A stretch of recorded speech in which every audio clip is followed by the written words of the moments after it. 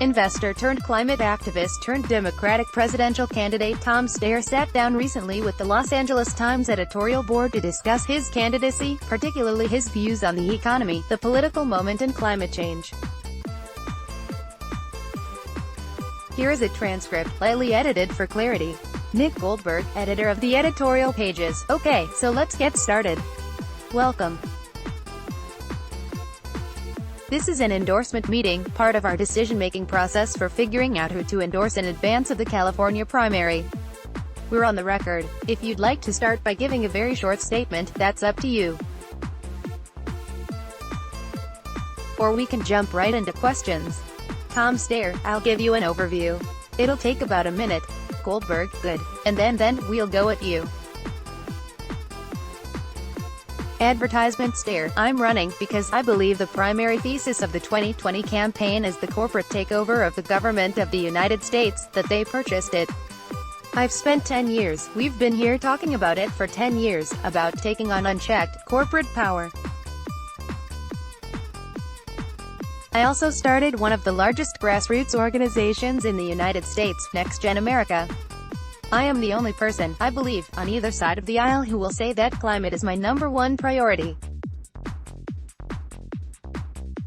I believe we should do it from the standpoint of environmental justice. I believe we can use it to create millions of good-paying union jobs across the country. And I believe that unless we declare a state of emergency, which I would on the first day, our ability to lead the world and convince people to go along with us doesn't exist. Global problem, requires American leadership, requires American commitment on day one. I'm also someone who started a business in California from scratch. Inherited no money from my parents. Built a business, walked away from it, took the giving pledge, divested from fossil fuels. But I also know a lot about what creates prosperity. And I believe whoever the Democrat is, who wins the nomination, is going to have to get on the stage and take Mr. Trump down on economics, growth and prosperity, not just economic justice. I think that he has proved that he is very effective against conventional politicians. And I believe that in order to beat him, he's going to run on the economy. You're gonna have to beat him on the economy, and I believe I can do it. That's a minute. Goldberg, thank you. That was just about a minute. Advertisement. At the top of your website it says, Tom Steyer, outsider taking on Trump. I understand that the idea of an outsider plays well with voters. But what's so great about being an outsider? Shouldn't a president have experience in government, in legislating, in running a state? Is this really a field where someone can walk in without government experience and do the job on day one? Steyer, well, if you think that the problem is that the government has failed, that it's been purchased by corporations, and in order to get any of the progressive policies that people talk about on the debate stage to happen, that we're actually going to have to break corporate control of the government. Actually, being an outsider means you're not wedded to the status quo. That you're willing to make changes, that you are not reluctant. I think if you look at the way people are thinking about this, that's true. The things that I've proposed, other people won't talk about. And one of the things I talk about is term limits for congresspeople and senators, which no one else will even respond to. I think I talk about the idea of having national referenda, just the way we do in California. We can have a conversation, and I know you guys have dealt with this for your entire careers, the idea that when the legislature fails, people have an ability to pass things. I believe in the people. And think if you look at my experience in terms of grassroots in California and outside California, I have over a 10-year commitment to building power at the local level, pushing power down to the people. That's really what Need to Impeach was about. But also the idea that the actual wisdom in the United States resides with the American people, not with the elected officials. So when you think about change, that's a very different attitude towards change. Mariel Garza, editorial writer, just following up on that, to Nick's point about not having experience, how do we know that you can effect any sort of change? That you can make these ideas real? We have nothing to compare it to. We have no record to look at to say, oh, well, Tom Steyer, he gets things done, and that was the problem with Donald Trump. We didn't know what kind of leader he was. Now we know. Why should people take a gamble on you? Steyer, well, I don't think that's true. I don't think what you just said is true. Because I have a 10-year track record of actually getting things done, of passing things. Advertisement Garza, within government. Steyer, of passing propositions. You actually look and see what we've done in Sacramento. We have a Sacramento office that's pushed hard for a lot of things and gotten a lot of things done. Go check. The water bill. We led on that water bill for 2 years that passed this year. The idea that people in the Central Valley had to have drinking water that didn't make them sick, that didn't poison them.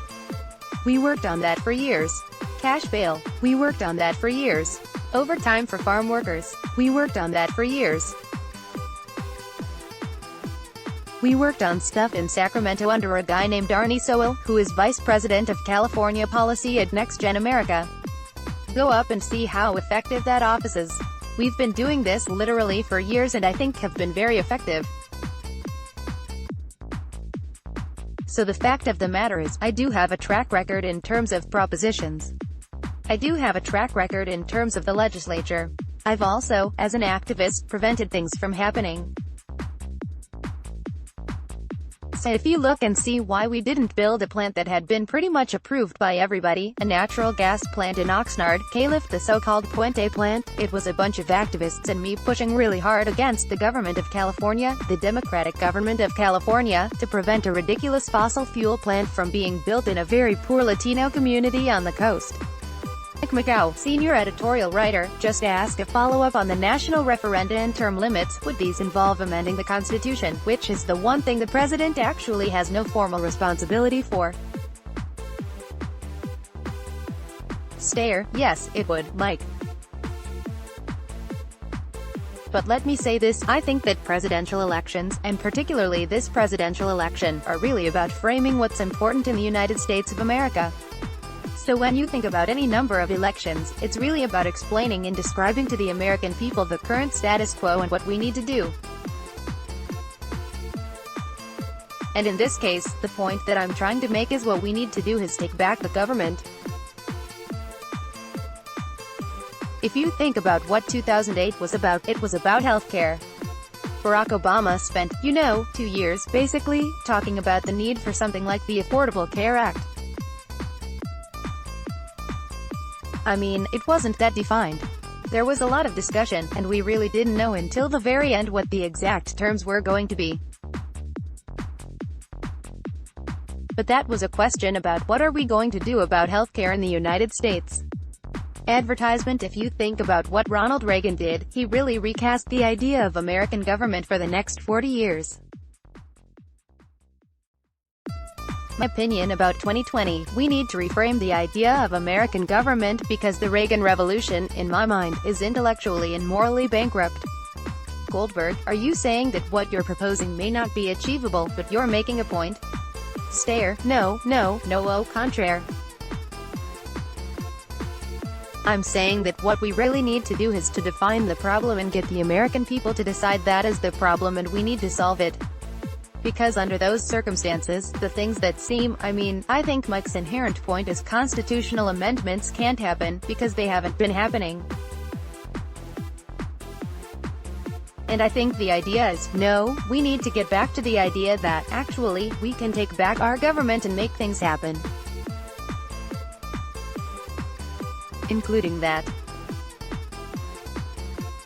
Scott Martell, editorial writer, wouldn't term limits just shift more institutional control and power into the hands of the lobbyists and the folks who are, Steyer? Obviously there's a tension there between change, new people in charge, and the idea of having people with insufficient experience to actually be effective. I understand that point. I think if you look at California, and I'm sure you have, I'm not saying anything you don't already know, California put in term limits and then amended them to make them longer. For this very reason. I think there's a tension between too short and no term limits. And I've tried to, in my proposal, take that into account, because I understand that that's true. But I also feel as if there's a sense here that change is dangerous and can be negative. And I know that's true. But I think we also have to accept the fact that we're coming from a place where the government is broken. Martel, yeah, but when it comes to term limits, the problem is less the term limits than it is the structure of, say, congressional districts and the power of incumbency. John Healy, deputy editorial page editor, and the failure of people to vote. Martel, yeah, 45% of people don't even vote in presidential elections. We have a kind of failed democracy from a ground-up standpoint. Steyer, and you're saying that to someone who started one of the largest grassroots organizations in United States to try and address that problem, and who believes that solving that problem is the way we'll get everything to work better. Just so you know. I mean, if you look at what NextGen has done in the state of California, we registered almost 800,000 people in 2016, which I think was the largest voter registration in California. Martel, how many of them voted? Steyer, 70%. I understand the point that registering people who don't vote is a Pyrrhic victory. Yeah, we checked. Because we were terrified about the idea that we would have spent all this time and effort and money and it wouldn't have worked. Over 70%. But let me say this. It's not just that. In 2018, NextGen did the largest youth voter mobilization in American history. If you want to look at who doesn't vote in the United States of America, it's young people. You know, young people vote at half the rate of other citizens. It's the largest generation in American history. It's the most diverse generation in American history. Overwhelmingly progressive, and they were voting. Nationwide in 2014, they voted at 21%. In 38 districts that we chose to go into, they were voting at 18%. In 2018, those districts went from 18% to 41%. Huge change, but your point is taken. Look, I believe in having a much more robust, people-driven path to democracy. I believe it's necessary to get the progressive changes, any of them, that we want.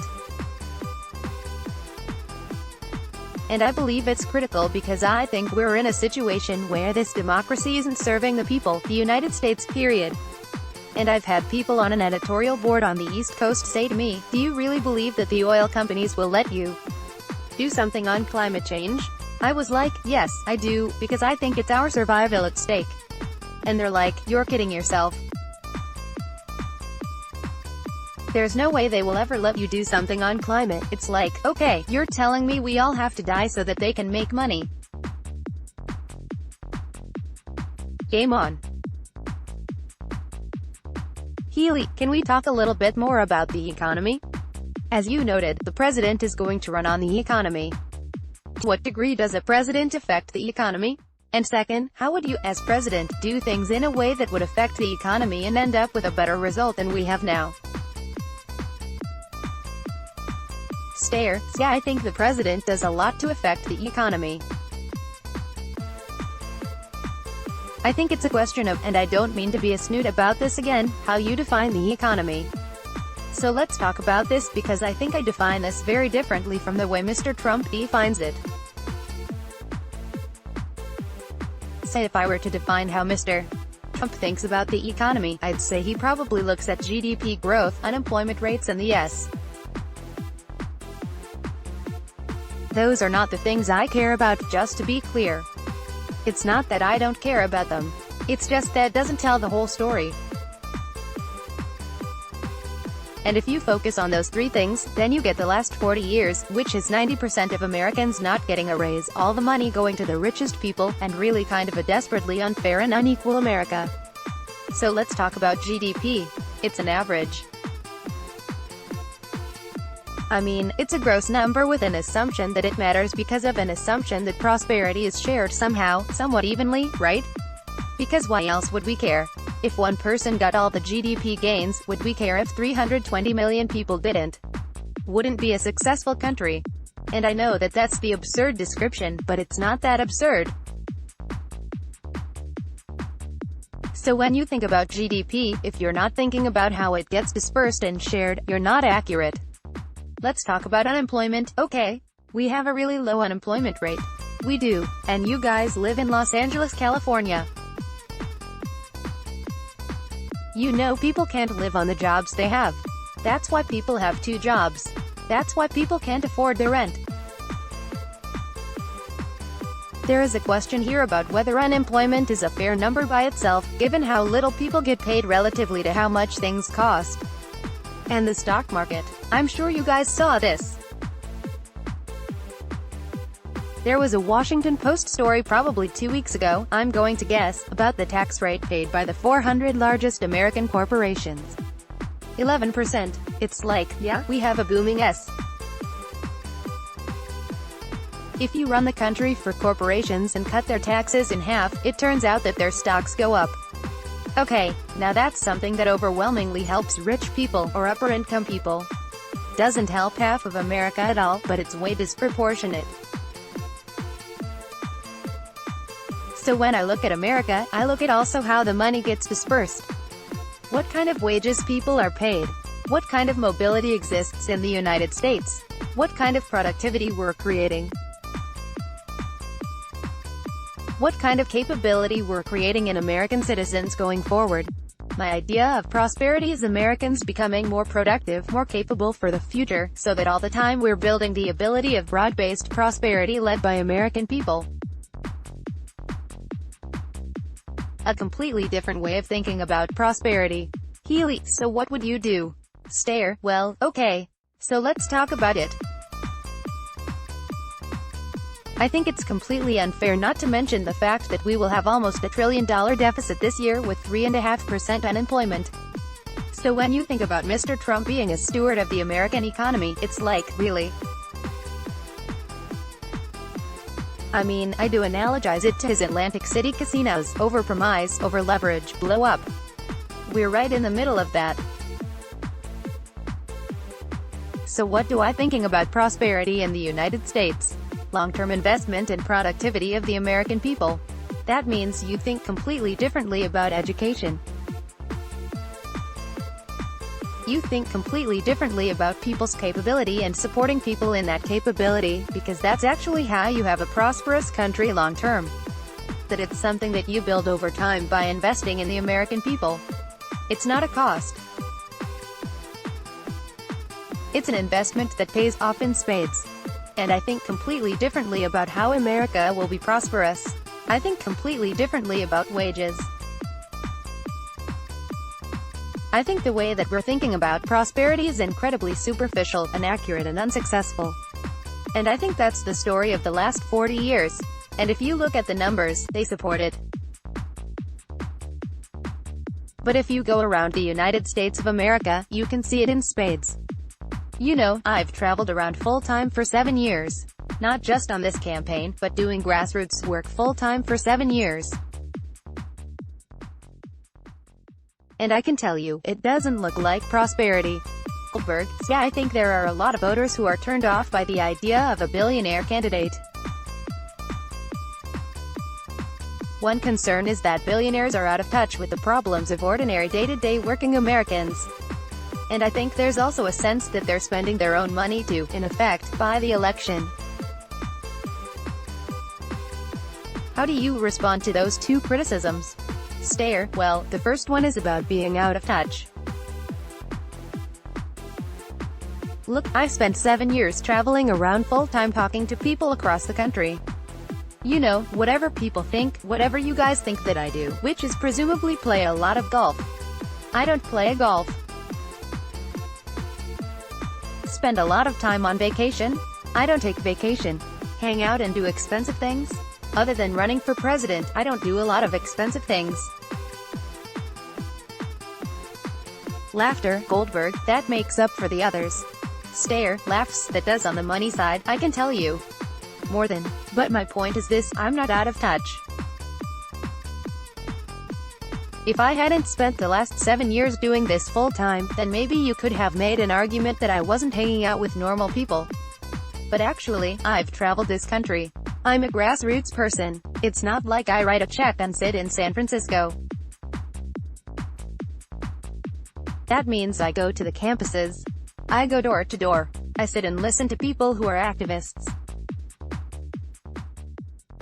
I try and make sure I know what's going on, and I've done it for a long time. So the idea that I don't know, actually, I think I've had a unique opportunity to do that, to be honest. I'd been in Fresno on water issues. We started a community bank in Oakland. I don't know if you guys know this. Got our license, I think, 14 years ago from the federal government. It's dedicated to environmental justice, economic justice, supporting businesses owned by women and people of color. Started in Oakland, California. We have, I think, something like 17 branches now. It's over $1 billion. We have a branch in Fresno. We've gone to Fresno to look to see, what is the economic situation in Fresno? How does capital availability help people? What does growth look like? What are the schools look like? You know, we've been up and down the Central Valley in terms of water. To go to East Porterville and see what that looks like and talk to people. To talk to the activists on the water boards to ask how it's going. I've been to the Imperial Valley to see how their water situation works, to talk to their water board. To see the people who actually get all the water from the Colorado River in the state of California, what that looks like and how it gets used and what the charges are. And it's not just in California. I mean, Next Gen is all over this country. And I did impeachment town halls all over this country. So yeah, I've gotten a chance to go literally all over this country and sit down and listen to people and hear their issues. For years, Goldberg, and to the other half of the question, buying the election. Steyer, look, I think no one can buy an election. The question here is, do you have something differential to say to the American people? Do you have a message that is different, that resonates, and can you be trusted? I can tell you, if you don't have a message that's differential, that means anything, no one cares. And if you can't be trusted, no one cares. So from my standpoint, the question here is not money. Look, starting with no on Proposition 23, a 2010 ballot measure to halt the state's efforts to limit greenhouse gas emissions. When I thought there was something really wrong, I've gone in and worked on it full-time and put my money behind it. And I've done that on impeachment when people can't remember what the LA Times said, to be fair, but there were an awful lot of people in this country who said, "You're a total idiot. It'll never happen." Goldberg, we didn't put it that way. Steyer, laughs, I honestly don't remember. But I'm just saying, when there's been something that I thought was really wrong, I've gone into it, because I thought someone had to do it and no one else was gonna do it. Garza, so the estimates are that you and former New York Mayor Michael Bloomberg have spent about $200 million of your own money. And I don't know how much of that is yours, but it doesn't seem to actually have gotten you very far in buying this election, as far as the polls are concerned. And I'm wondering, at this point, if you think this has been a worthwhile investment. If perhaps the money that you spent on your own campaign might have been better spent supporting a candidate who has a higher profile than yourself. Steyer, well, let me say this. I am continuing to do all the grassroots stuff I was doing before. When people worry that, you know, oh, you're going to take away from what you would otherwise have done, that's not true. I can continue to do all that stuff. I view this differently from national polls. I know a lot of people think that the polls that matter are national. I don't. I think the polls that matter are the first 4 primary states. I think people think this is a national primary. It's actually a series of state primaries, I think. We'll see if I'm right. But I think that what this is a series of state primaries. So yeah, I basically concentrated on the first 4 primary states, primary or caucus states, Iowa, New Hampshire, Nevada and South Carolina. And if you look at those 4 states, I'm at an average of over 10%. I'm somewhere between 5th and 2nd. I take your point. I thought there was something wrong. I wasn't planning on running. I thought there was something wrong. I thought someone has to stand up and do the right thing. That's what I'm trying to do. We'd said at the beginning of 2018 that if we don't flip the House, we lost. It's a lost year. As someone said after the election, if you hadn't flipped the House, would you have felt like it was a mistake to try and spend the money and spend the time and put in this effort? I was like, okay, let me ask you a question. If you think democracy is at risk, do you think it's a waste to try? So if I think there's something really wrong and I try as hard as possible to do the right thing, I am never going to sit back and say, oh, that was a mistake. I may not win. I think I can win. But in either case, what I'm doing is what I think is right. And I'm never going to take a back seat and say, oh, I should just let something really bad happen and do nothing about it. Carla Hall, editorial writer, what would you do about trying to address the homelessness crisis in this state and in the country? Steyer, so let me say, I've been to Los Angeles, Skid Row multiple times. I worked on Measure H with Los Angeles County Supervisor Mark Ridley Thomas. Which, I understand, has not solved the problem, to say the least. I understand. Look, I think it's partly a matter of how much money is available, both in terms of housing, but also in terms of wraparound services. And in my plan, I more than double what the federal government spends on it. But I think it's also a broader reflection of inadequate housing across California and across the United States. Affordable housing. I think we have at least 7 million too few affordable housing units in the United States of America. And over 2 million or more in California. And I think the federal government has walked away from its obligation to support affordable housing in the country. And the result is obvious. It's a supply-demand question. The most painful symptom of our housing crisis is homelessness. And it's incredibly painful. But as we all know, living in California, this exists across the country. But it is incredibly painful across the board in terms of rents and house costs and everything else. This is not that complicated. There are too few housing units and too many people. And you can see in places that you would be surprised that people are having to move out of and can't afford. Oh, so what would you do about creating affordable housing? Steyer, I think we'd spend hundreds of billions of dollars to build affordable housing units. And we'd do it in a climate-smart way. And it would be part of rebuilding America, which we have to do. So, you know, if you look at the climate plan, a big part of it has to do with housing. But independent of that as well. Look, I live in San Francisco. We obviously have a huge problem, but it's across California. California is the epicenter of this and it is the epicenter of homelessness. But, you know, you see this honestly across the United States of America. I think the fastest gentrifying city in the United